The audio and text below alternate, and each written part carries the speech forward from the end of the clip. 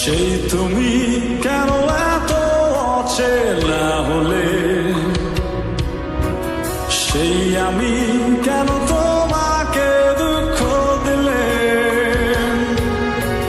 কেমন করে এত অচেনা হলে তুমি,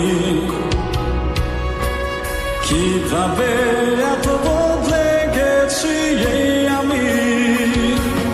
ও বুকেরই সব কষ্ট